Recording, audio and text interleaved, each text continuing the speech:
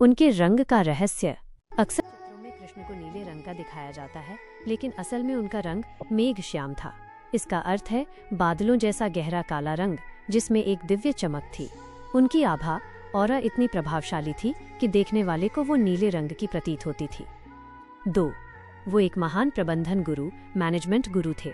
आज के दौर में कृष्ण को दुनिया का पहला और सबसे बड़ा मैनेजमेंट गुरु माना जाता है। उन्होंने महाभारत के युद्ध में शस्त्र न उठाने की प्रतिज्ञा के बावजूद अपनी रणनीति और कूटनीति से पांडवों को जीत दिलाई।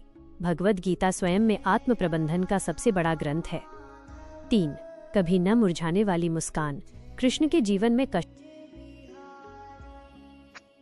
की कमी नहीं थी। जन्म कारागार में हुआ, बचपन से ही राक्षसों के हमले झेले और अपनों को युद्ध में खोया, लेकिन उनके चरित्र की सबसे बड़ी विशेषता ये थी कि उनके चेहरे से मुस्कान कभी गायब नहीं हुई।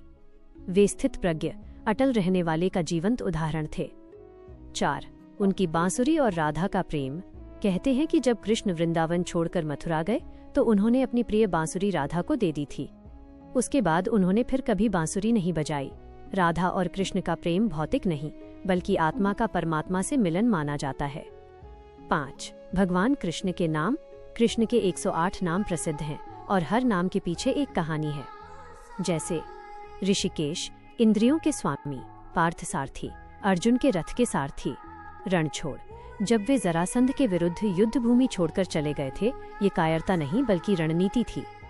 6. सुदर्शन चक्र की शक्ति। कृष्ण का अमोघ अस्त्र सुदर्शन चक्र था। पुराणों के अनुसार सुदर्शन चक्र को चलाने के बाद वो अपने लक्ष्य को नष्ट करके वापस कृष्ण के पास लौट आता था। इसे भगवान विष्णु ने अग्निदेव की सहायता से प्राप्त किया था। एक विचार। कृष्ण का जीवन हमें सिखाता है कि धर्म का मार्ग कठिन हो सकता है, लेकिन यदि आप शांत मन और सही कर्म धर्मा के साथ चलते हैं तो विजय निश्चित है। क्या आप कृष्ण के किसी विशेष प्रसंग, जैसे महाभारत के किस्से या उनके बचपन की शरारतें के बारे में विस्तार से जानना चाहेंगे?